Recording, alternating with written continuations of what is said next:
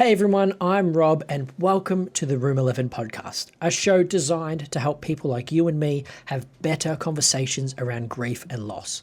Today, I had the privilege of sitting down with Samantha Payne, co founder and CEO of the Pink Elephants Support Network. Sam has made it her mission to ensure that no one walks the journey of early pregnancy loss alone. Through Pink Elephants, she's built a national support network that now reaches thousands of women and families with empathy, understanding, and evidence-based care. In our conversation, Sam opened up about her own experience of losing her babies, including her daughter Evie, how those losses has shaped her as a mother, and how her resilience has helped her in her pursuit for change. We talked about the progress she's helped drive, the cultural shifts that are still very much needed, and the incredible work being done to bring pregnancy loss out of the shadows. Sam is an empathetic and impactful advocate, a powerful speaker who connects from the heart, and someone who gives me hope that the future for bereaved parents will look very different thanks to voices like hers. Let's get into it.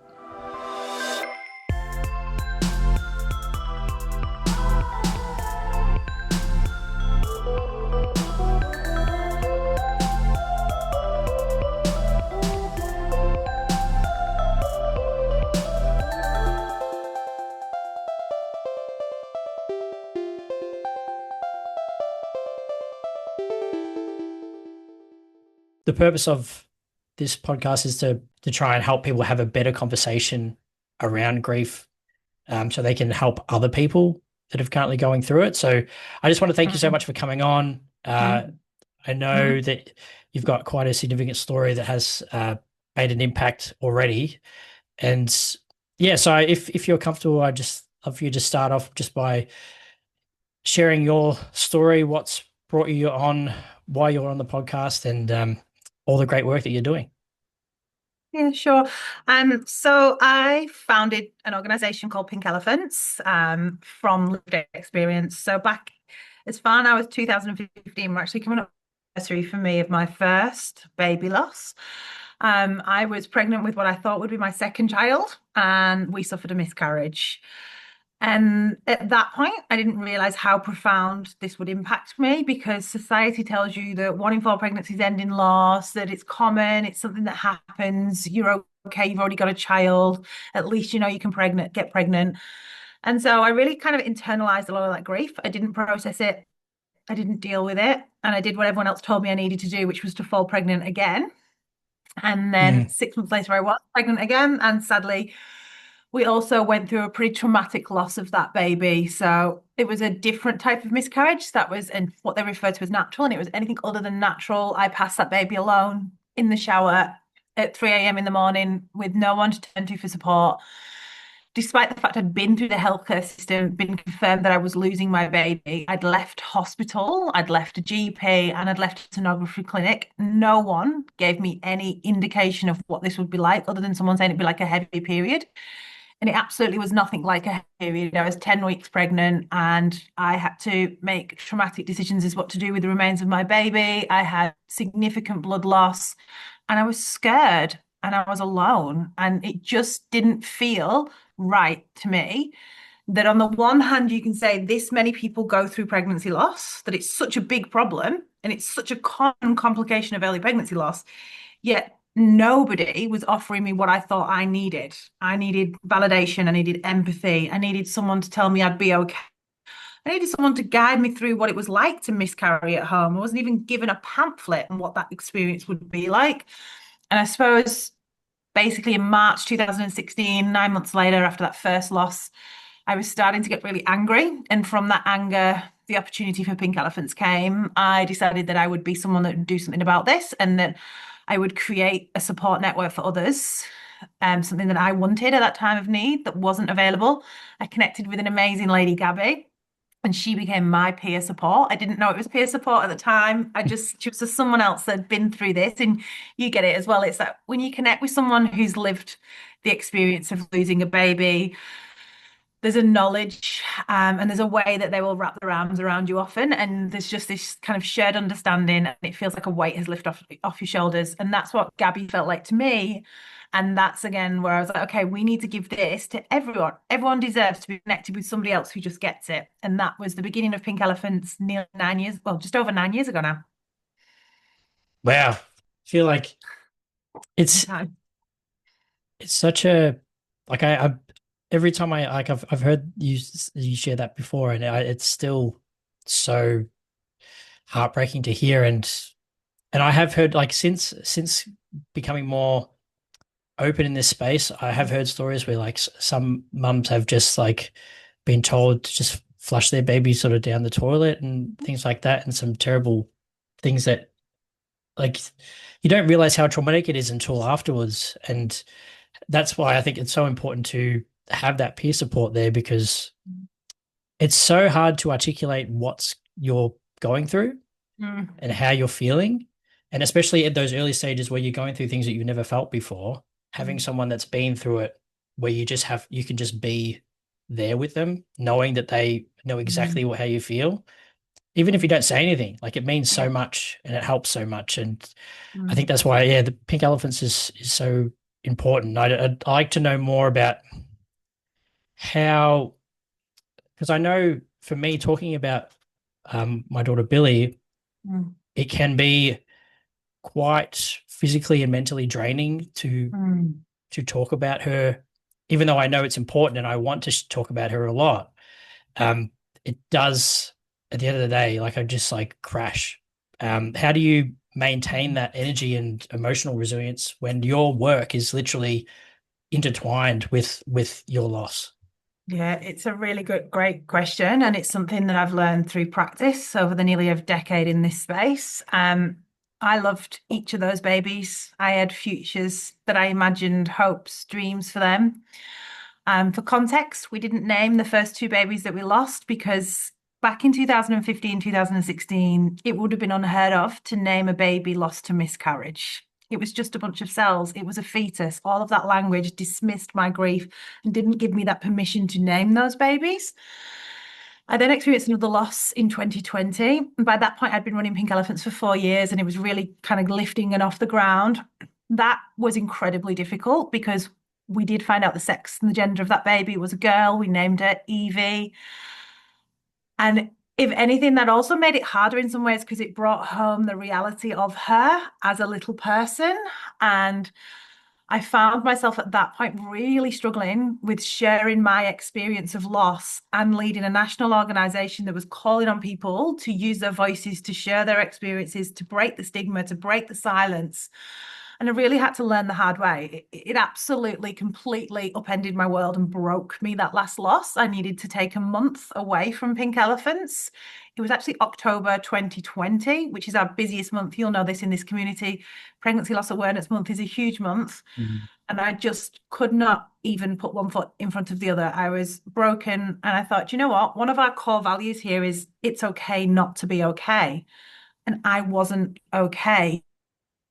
I had been openly sharing everything in real time, but not allowing myself time to process and Mm. heal from that. And I guess that's something that I learned the hard way. And so now I am very boundaried on where I will share.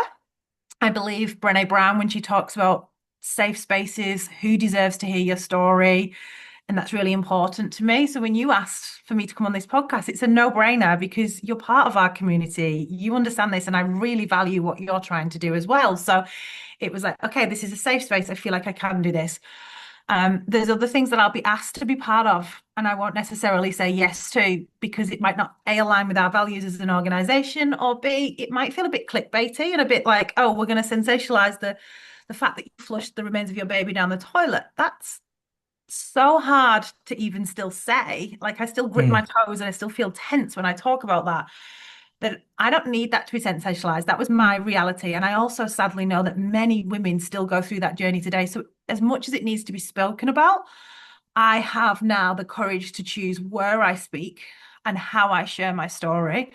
And one of the things I've learned through Pink Elephants as well is an approach which is trauma-informed storytelling. So anybody that works with Pink Elephants, that is part of our programs, that shares their experience via our website, our socials, our own podcast, then we actually give them the opportunity to kind of unpack that story before that happens. And then we also give them education and awareness around where that story will be placed and ownership as well. That when it's on the internet, you can't pull it back, right? Once it's out, it's out. But in other places, you can turn around and say, I no longer want to be in that. Can you please put my story down? Or you might want to share anonymously as well, and that's okay. So I Mm. think for me, it's been a long, hard road to learn that you don't have to share whilst you're in this. You don't have to have the strength at that point.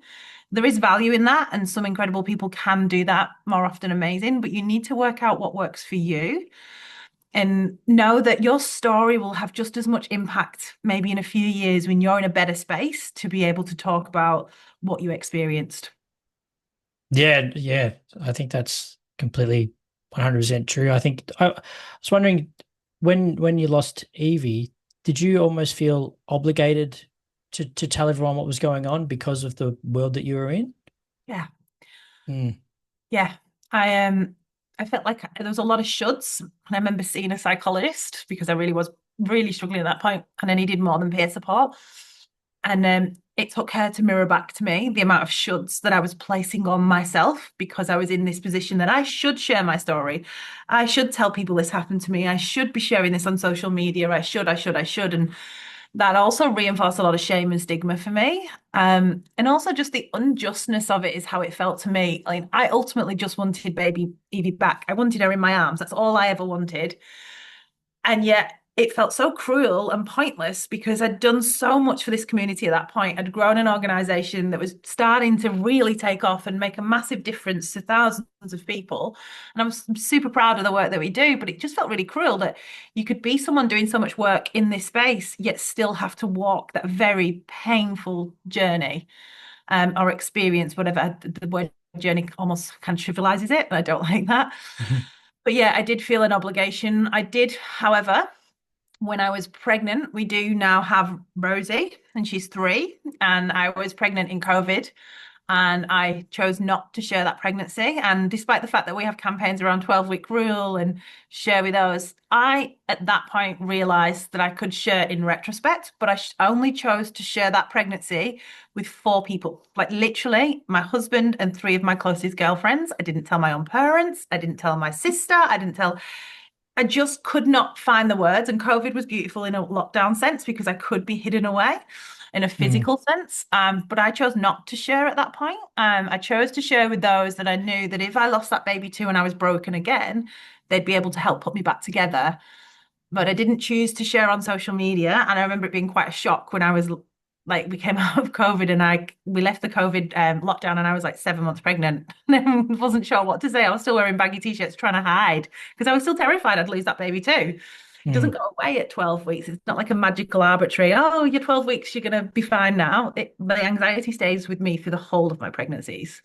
So yeah, I think it's about, again, acknowledging what works for you, but sitting and listening to yourself because everyone's different. But that approach really helped me to manage the anxiety in that pregnancy with Rose.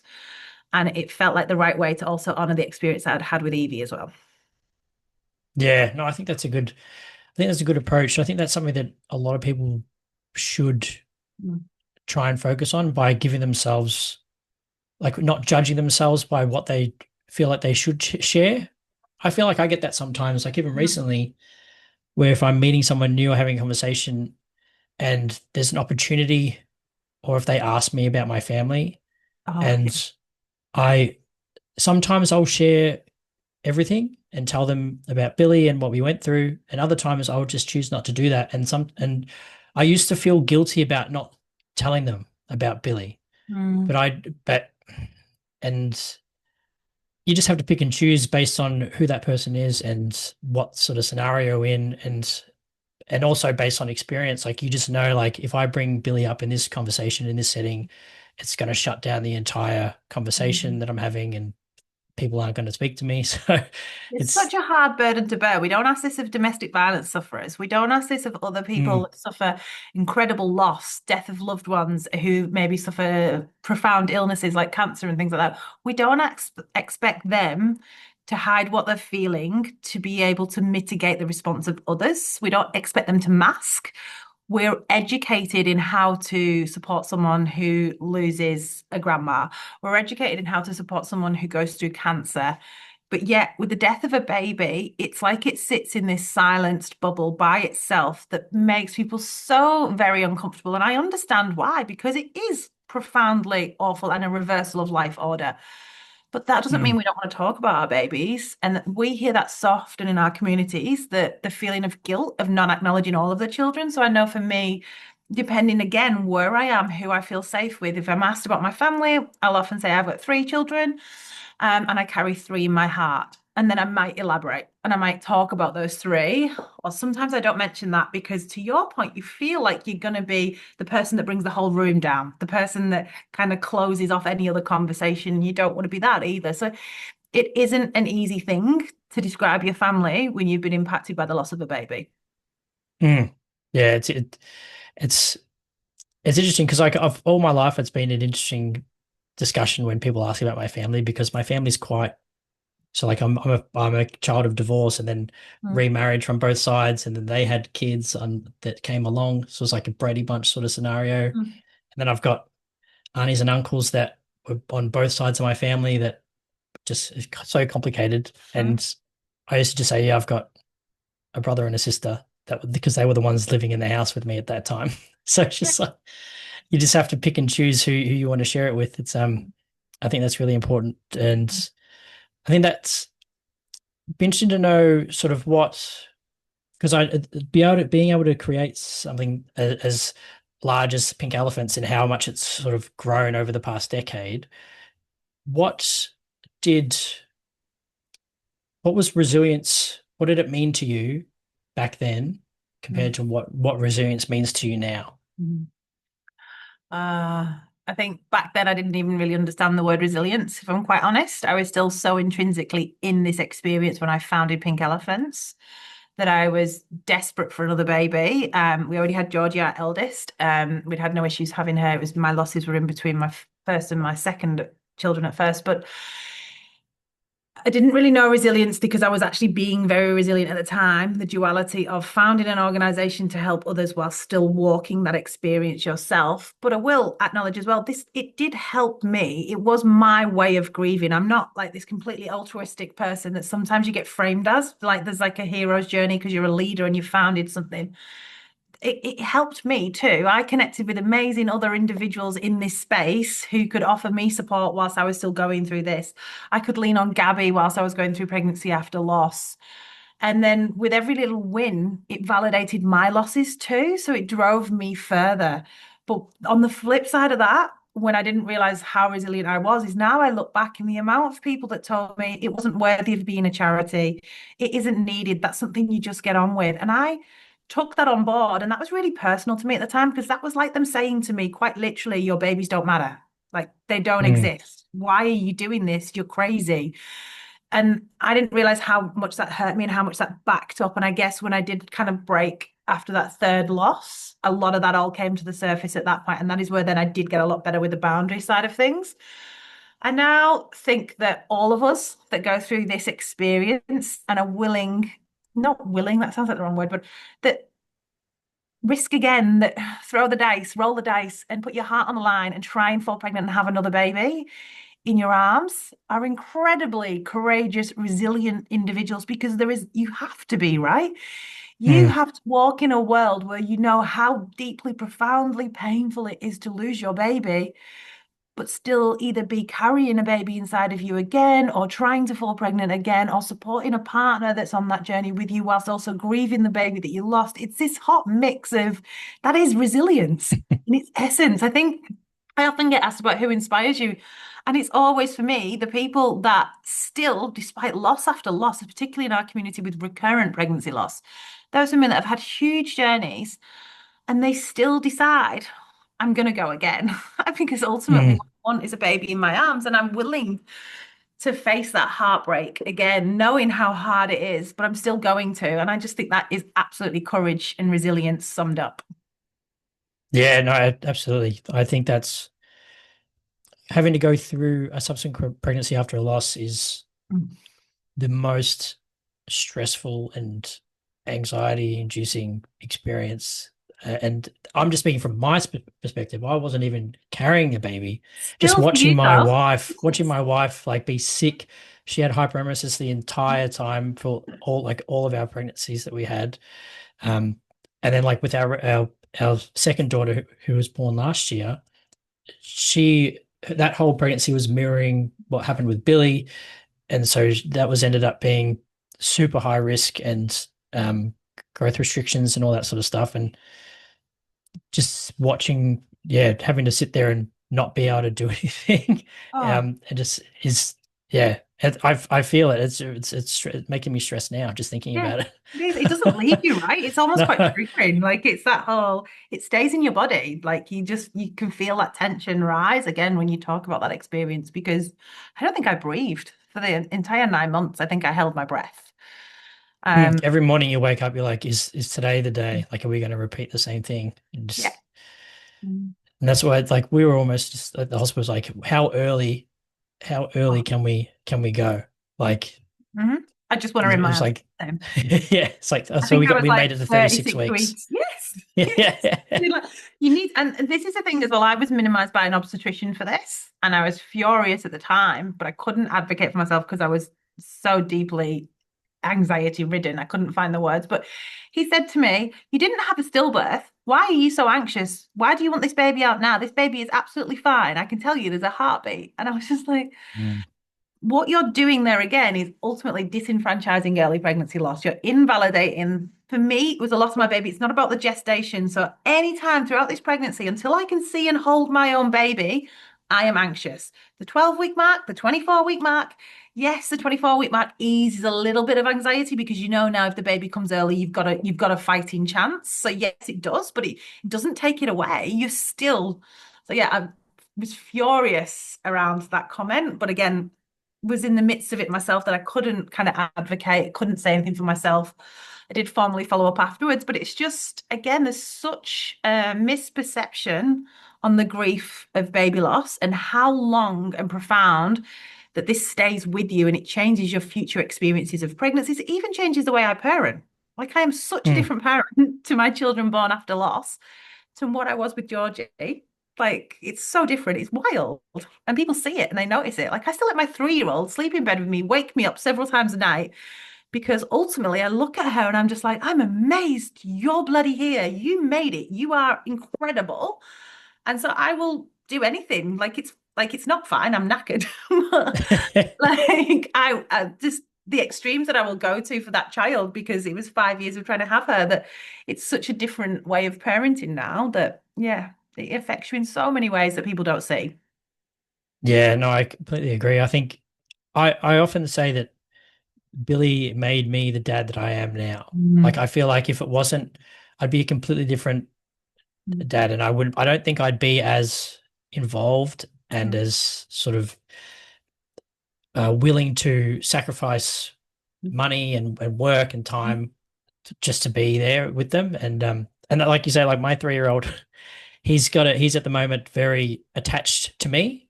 Mm. Ever since I went away for work last year, my flight was early in the morning, so he woke up and I was gone.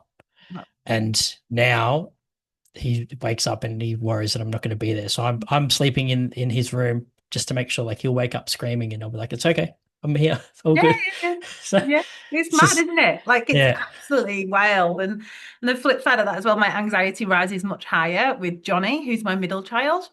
Um, so I obviously that anxiety throughout his pregnancy after loss was immense, and I didn't get the support I needed during that pregnancy. That led me to have postpartum anxiety with him, and I feel like I was robbed of the first 4 months of his life. I genuinely do not remember other than an anxious feeling. And I now still will be triggered if he's unwell. I go straight to the worst case scenario with him. Yet often it's absolutely nothing and he's totally fine. He's a healthy little boy, right? But I can't help but going there. And Mm. whereas with Georgie, who's my eldest, we used to call her coconut head because she'd roll off the couch and we'd laugh because she'd get back up again and be absolutely fine. Like the difference between the two is wild, and it's inside me, is innate. I'm not doing anything to kind of create that narrative. It just is a reaction that I have as a mother and how I parent them both, which is so crazy to think that that's how deeply intrinsically this has changed me as a person. Mm. Yeah, and I think your point about the care that you got, and like when you had a pregnancy after loss, is it can impact you so much long term. I think it's important. That's why my focus this year is trying to help Mm. the pregnancy after loss service here in Melbourne that helped I love us, that. that basically saved our daughter last year. We weren't with them, and the fact that they're not getting funding, and so they're having to cut back, and because they've got the doctor that's running it is the director of the birth center there. Mm. They had a midwife and a social worker, and they helped both myself and my wife throughout the entire thing, not just looking after the clinical side, but making sure that we were mentally stable and able to deal with week on week going in. Yeah. And the fact that that's not just a common thing that is offered at hospitals is Not good enough, is it? Like, yeah. Hey everyone, we'll get back to the show in a second, but I just want to let you know that on November 29 and 30, I'll be live streaming me riding a push scooter for over 270 kilometers around Calder Park Raceway, breaking a Guinness World Record in the process. It's called Scooting for Hope, and its purpose is to raise $100,000 for the Pregnancy After Loss service at the Royal Women's Hospital here in Melbourne, a service that helped save our second daughter's life after we tragically lost our first, Billy. That clinic is now at risk of being shut down due to a lack of funding. So this is about more than just a record. It's about keeping a vital service alive for other families walking the exact same path. If you'd like to help, there are a couple of simple things you can do. Donate if you can. The link's in the show notes and on all Room 11 socials. Or even just share, like, comment, and follow. The more engagement we get on our channels and this podcast, the more visibility we have and the better chance we have of securing funds from the big corporates. Every bit of momentum helps. So thank you for being here. Now let's get back to the show. What you feel has changed over the past 10 years and where you think what work still needs to be done. Yeah. I think that we're moving slowly but surely from at least it happened early within the early pregnancy loss community to validating our losses the same as any other loss. It's my hopes and dreams that we won't mark a loss in the future by the gestation of the baby, that will give the mother and the father, the parents, the support that they deserve, that they choose that works for them. I do think we're gradually shifting there, and that really does kind of look hard in many ways.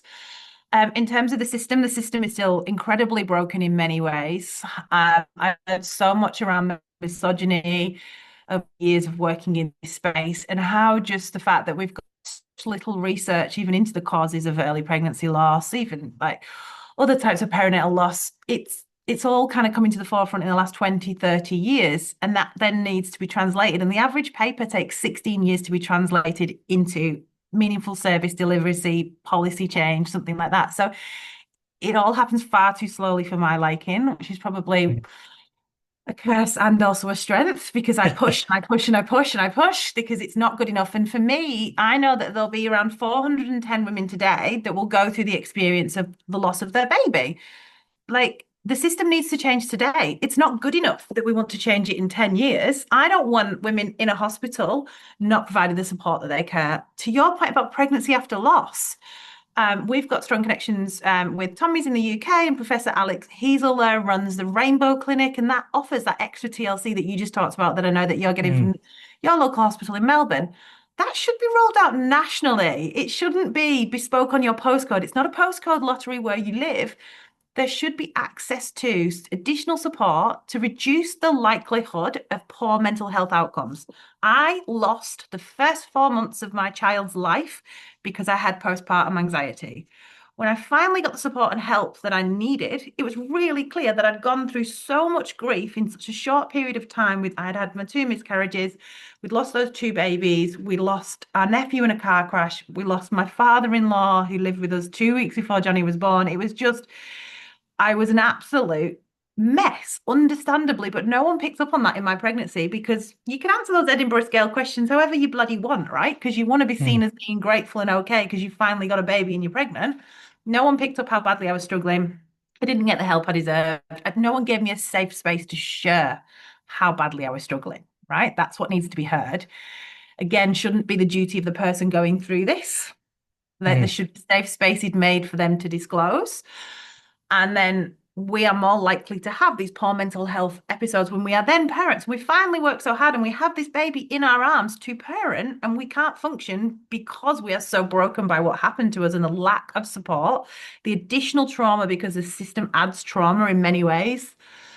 It's just so much change is still necessary in the way that healthcare meets the needs of any type of baby loss, in the way that workplaces know and are equipped, have bereavement leave policies in place, have team leaders who understand how to support people through loss is a huge one. Just be more aware and empathetic and compassionate and understanding of these experiences. And community has a role to play as well. It's almost like we kind of sanction it off as a health or a woman's issue, and that's not true. This is everybody's Mm. responsibility. Everybody needs to understand how to have a conversation that might make you uncomfortable, because I can bet that you will never be as uncomfortable as a parent that's just lost their baby. And you can't make us any sadder than we already are. You can't make us cry. If we're going to cry, we'll cry anyway. And maybe tears are a good thing. Maybe you've given me a safe space to release what I'm feeling. And so equipping people to know how to support people through this and not shy away and not be silent is profoundly needs to change, because it's still, I can't believe that I still hear so much of that today, despite the raising awareness when still not there. Yeah, no, I agree. I think it's interesting that so I want to tell you a story, but that I had I caught up with a friend of mine a few months back, and she's got uh twins now, but she had her own um pregnancy experience over the past must be 10 years now, just trying and doing IVF and things like that. And I didn't realize until I just caught up with her that she had experienced a miscarriage. Um, but she didn't want to talk to me about it. She didn't feel like what she went through equated to what I went through because of the gestational period. And I had to like it was a good opportunity for me to explain that like it doesn't matter. Like a loss is a loss, how it impacts you, and like you can't weigh those up. They're Yeah. not, and it just made me wonder like how many other mothers and fathers are going through that feeling like they can't share about it because it doesn't sort of equal someone else's loss. There's a definite still marker of worthiness of grief, worthiness based on the gestation of the baby that you carry. And that is exactly why Pink Elephants exist as an early pregnancy loss support organisation.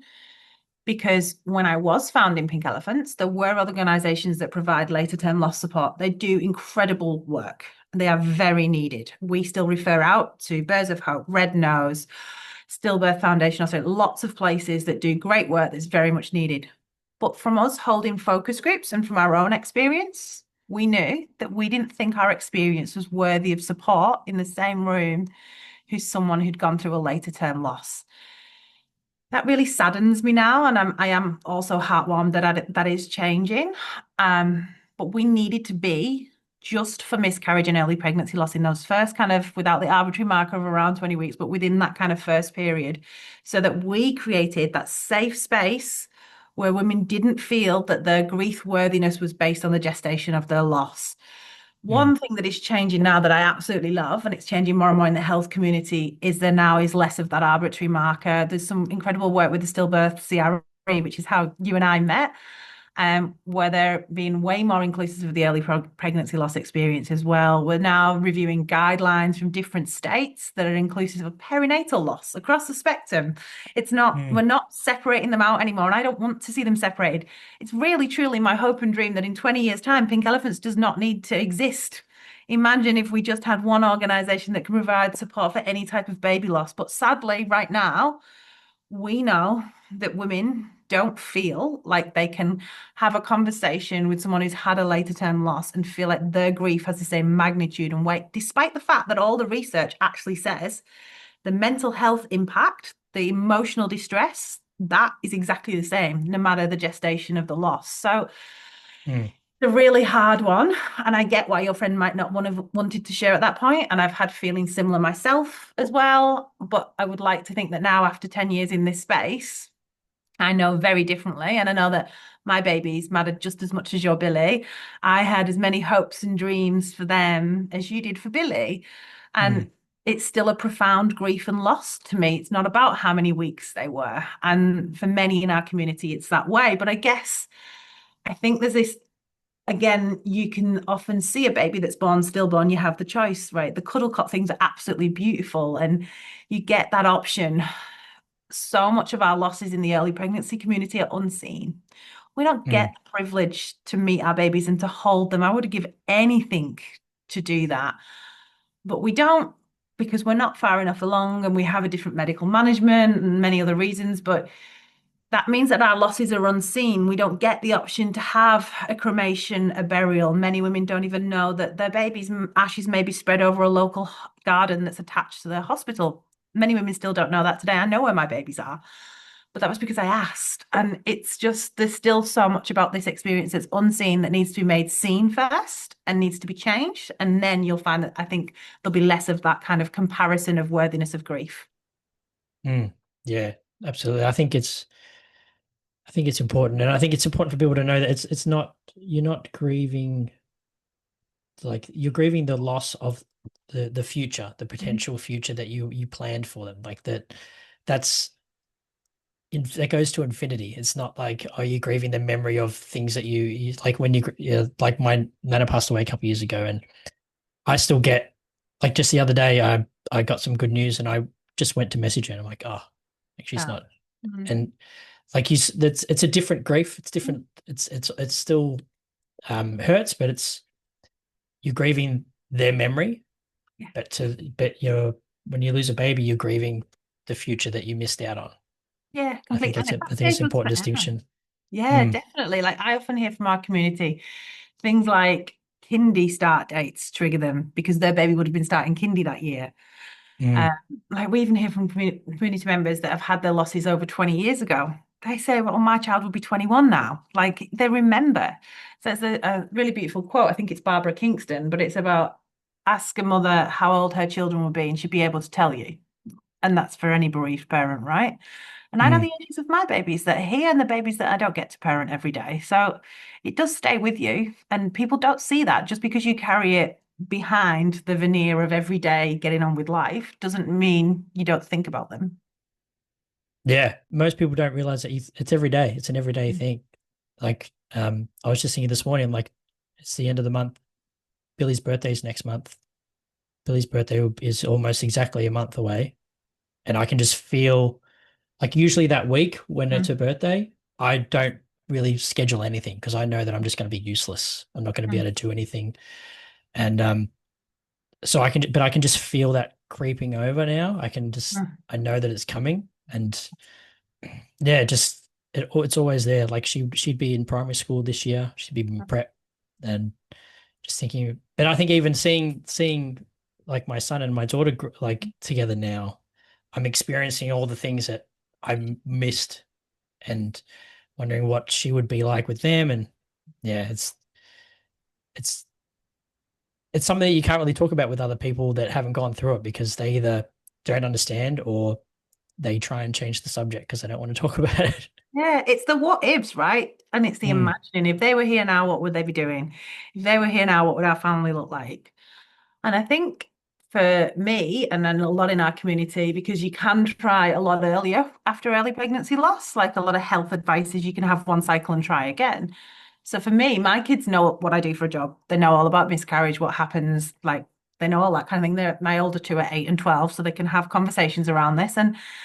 And for them, they kind of say, yeah, but if those babies hadn't been lost, then Johnny wouldn't be here because they're doing the math. And I'm like, so it's again, there's just all mm, these kind of what ifs, what my sliding doors, what my life would have been like. Would those babies been like Johnny? Were they even boys? Were they girls? I don't know. And you still find yourself in quiet moments just wondering, just and like that. I don't think that will ever go away. I think that's just a part of this duality that I get to live now. It comes with the burden, I guess. Mm. Like I think of that all the time. Like would Logan be here if Billy, Mm.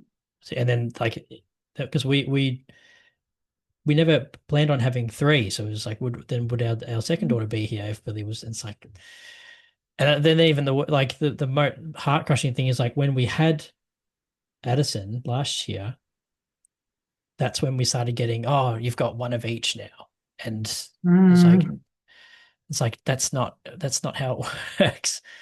It's like, Mhm. I get mm, that a lot. So I had Georgie, who's a girl, and then we had Johnny.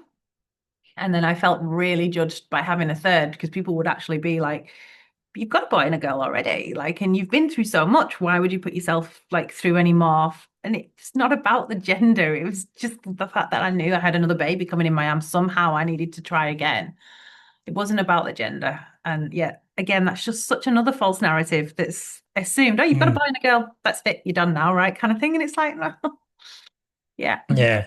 I think that's why it's important to have these conversations because people that are listening, they'd be like, oh, I've said that to someone before and Yeah. probably shouldn't say that again. And so I think Mhm. that's really important. This episode of the Room 11 podcast is proudly supported by Musashi, trusted by athletes across Australia for high performance supplements, protein powders, and nutrition that actually works.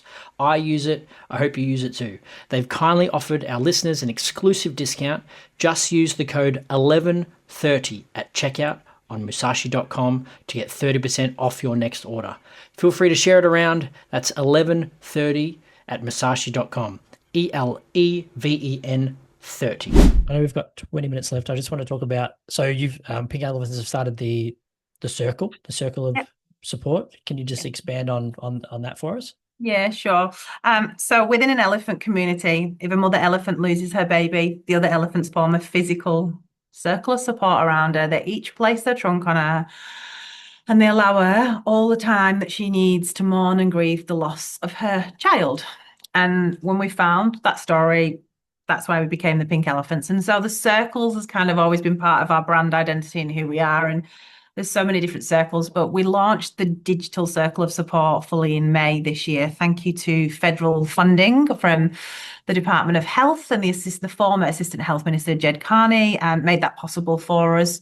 And what that basically is, it is access to support based on your type of loss. And it's something that we're building on over the next few years.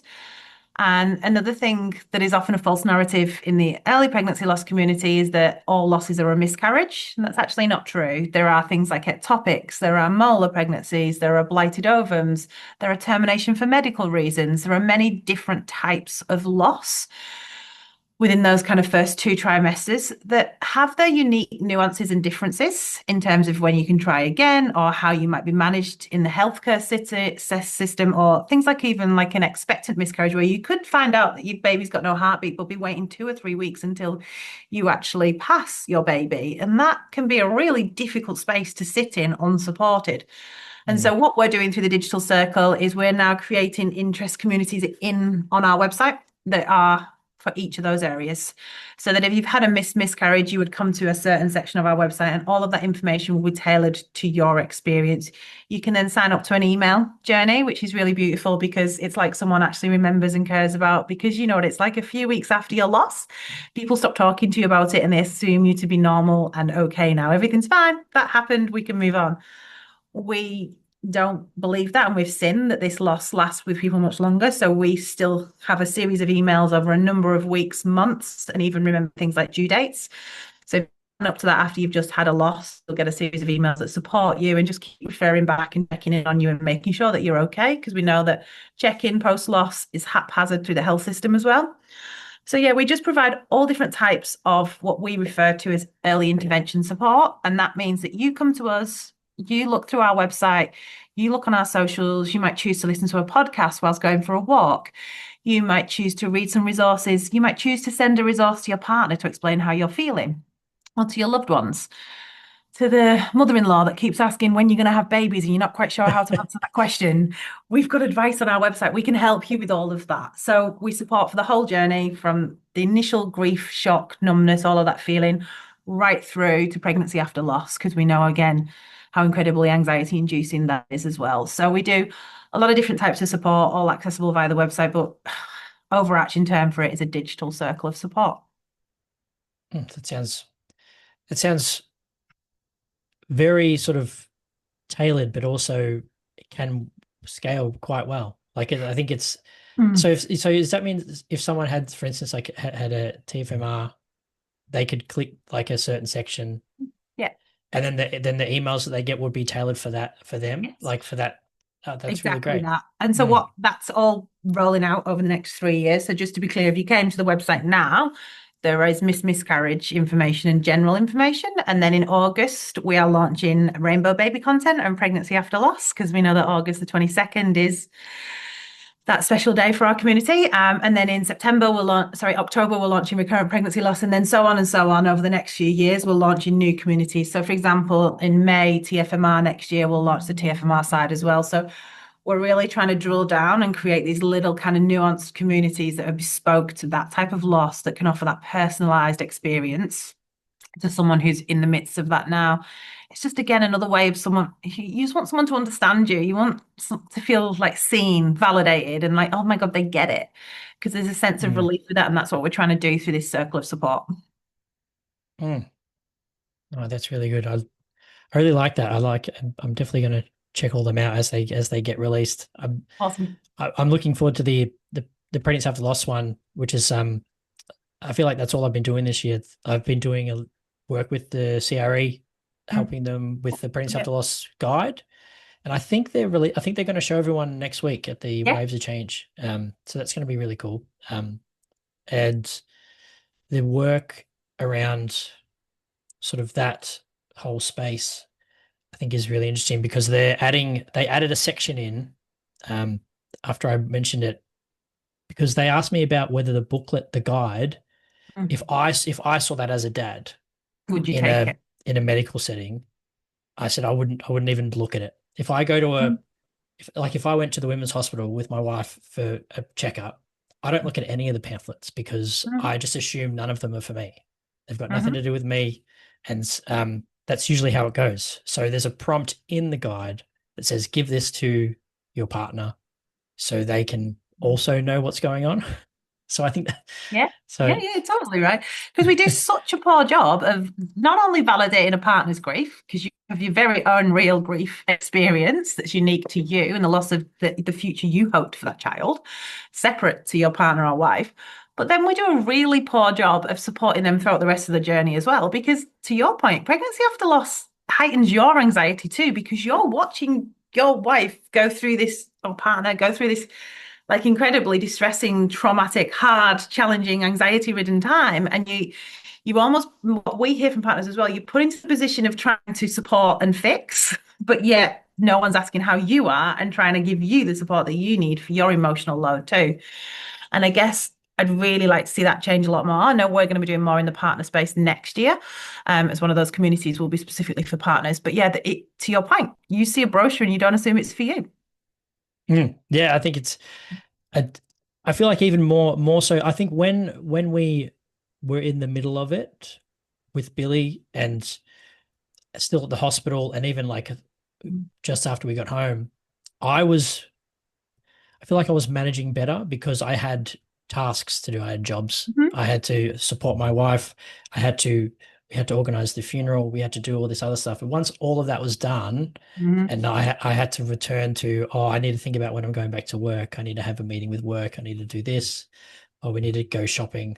That's when everything sort of started coming Yeah. crumbling down for me. And even like with the subsequent pregnancies, throughout the pregnancy, I was on task. I was like making sure that she's okay, making sure to take her to the checkups. I went to every checkup. I didn't miss anything.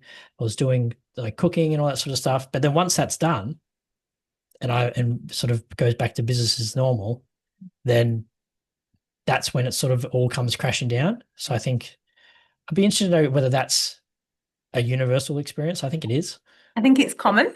I can talk to a guy that we support through our workplace program.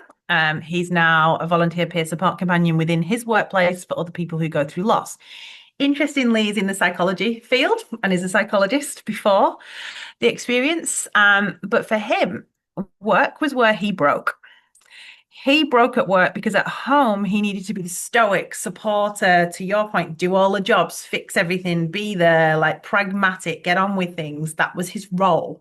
And he couldn't have space for his grief alongside his wife's grief at that time. And for him, then when he was at work, when he returned to it, that was when he broke down. And that for me was a really kind of shining spotlight on the need for workplaces to be better equipped for partners as well as the woman going through the loss, because how many partners are just like what you've described, or just like what the experience that he had, that are doing their absolute best to be that support person? Because the person you love is in a whole world of horror right now, but so are you.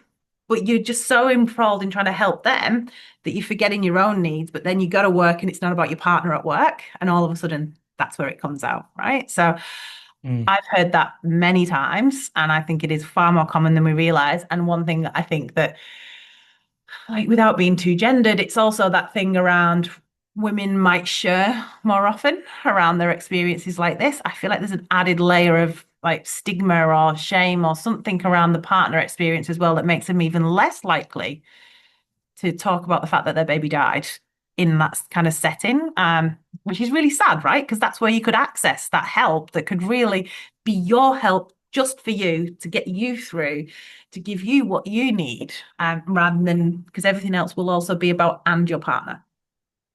Hey everyone, we'll get back to the show in a second, but I just want to let you know that on November 29 and 30, I'll be live streaming me riding a push scooter for over 270 kilometers around Calder Park Raceway, breaking a Guinness World Record in the process.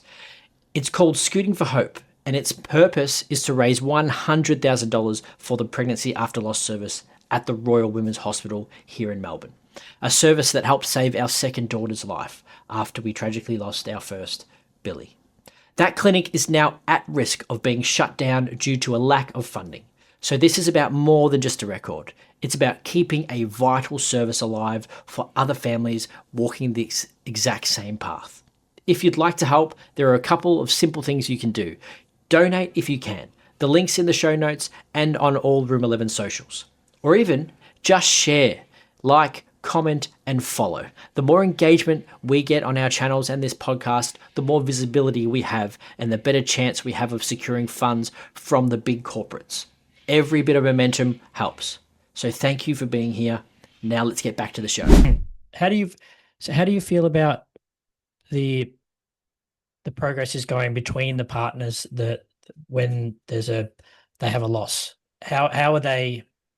Because I know that statistics wise, after there's a significant loss, like a miscarriage, relationships tend to slowly break down. For anyone that's listening that's currently going through that, what kind of advice would you give them to ensure that they are staying together?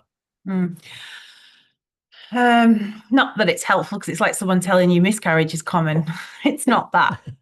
It is common to struggle in a relationship, particularly when you add in layers of context that perhaps this is the first challenge you've faced as a couple together. Because think about it, you fall in love, you get married, you buy your house, you kind of go through a series of ticks together in a short period of time, most people, right?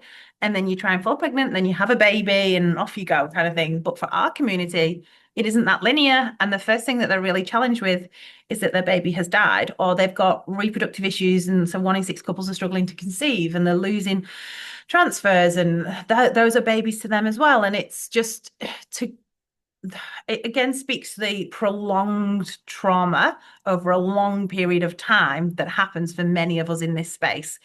And so that can really stretch and stress out a relationship. And one of the things that I've seen work is open dialogue and communication. And I am not a counselor, so I'm not here to give counseling skills and tips. But what I've seen as someone that's observed this space for 10 years is actually labeling what you're both feeling. And then when one of you is at an 8, I'm okay that day, I can cope, but the other person's at a 2, then that person that's at the 8 needs to take the extra load and help that person. And it has to go both ways. And then what's also needed is a deeper understanding of grief literacy. I had no idea. Before all of my losses, I was like, oh, you go through those 7 stages, right? That's what grief happens. I now know that's absolute bullshit. And that is not what happens. And that's been completely disproven. But that was such a common narrative in the 90s that it's still stuck with us now and the generations above us. But actually, we move through different types of grief reactions, and that can be within the day, it can be over weeks, it can be over the months. Sadly, they too get gendered, which is absolutely ridiculous. I'm very much an instrumental griever. Pink elephants would not exist. I had to do, I had to fix, I had to move. Instrumental grief. Other people might be more intuitive, whereby you might need to withdraw, you might be more outwardly displaying of your emotions, you might mask less. But again, I went through different periods, different waves. And in a relationship, I guess there's that need for understanding that often there's a confusion. My partner's not grieving. He's off in the shed every day building something. My partner's not grieving. He keeps taking the dog for a walk. My partner's not, she keeps crying all the time. I can't get her to stop crying. And a lack of understanding that both are valid, healthy responses to the loss of your baby. Both are grief, just displayed differently. And when you can start to understand each other, then you have a common place where you can kind of start to find a way forward. But I'm definitely a big advocate for reach out, get someone to help you with this stuff, get some counseling. There's no shame in that. Access peer support, find someone or the thing that works for you in terms of support, because it's so profoundly sad again when there's another loss on top of the losses, right? That you I don't want this to be the reason why people split up. That sounds really like base from me, but you know what I mean? It's like you've gone through so much already. And if you can get support and that can help you stay together, then why not seek that support, but try and have more of an understanding of each other and how you grieve differently, I think is again just another false narrative that exists that everyone grieves the same and they're all better after a few weeks. We're not.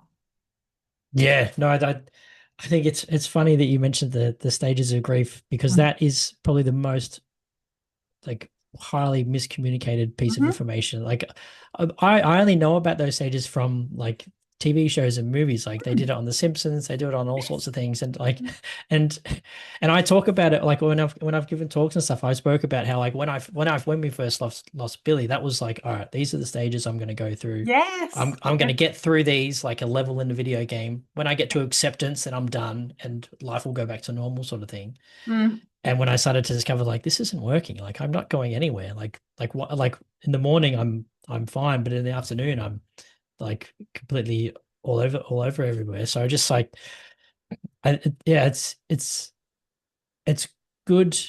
I'm grateful and I was lucky because when my wife and I had the conversation Mm. where at Billy's funeral, the beforehand, I told her because I mask a lot.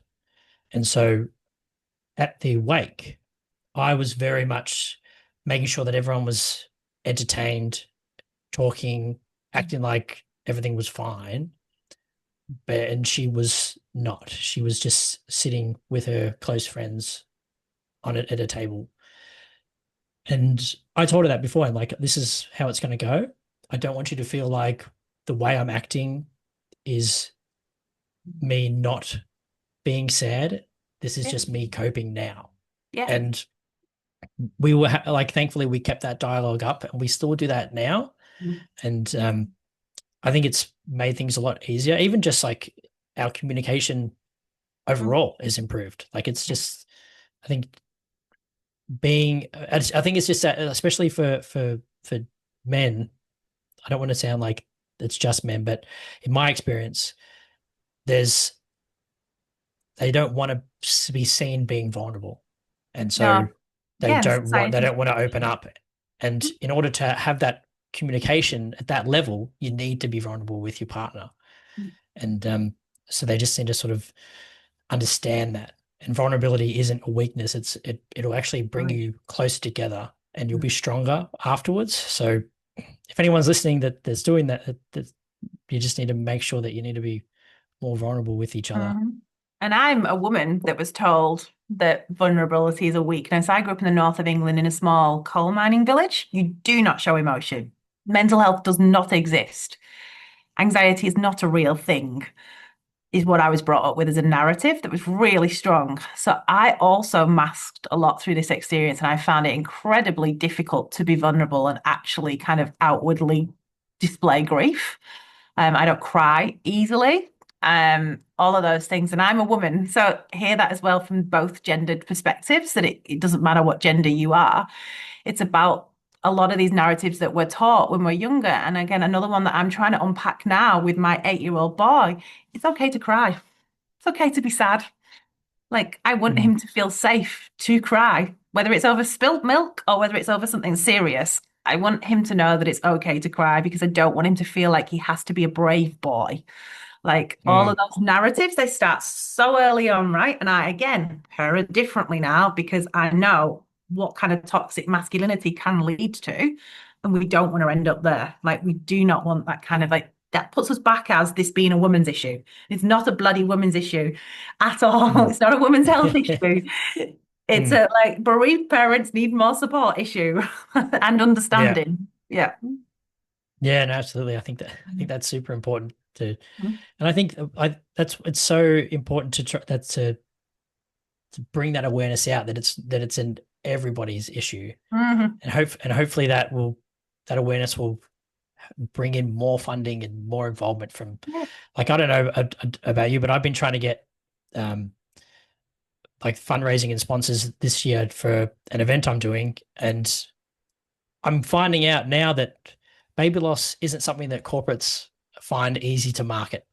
Uh-huh. If it's not cancer, then they don't really want to know about it.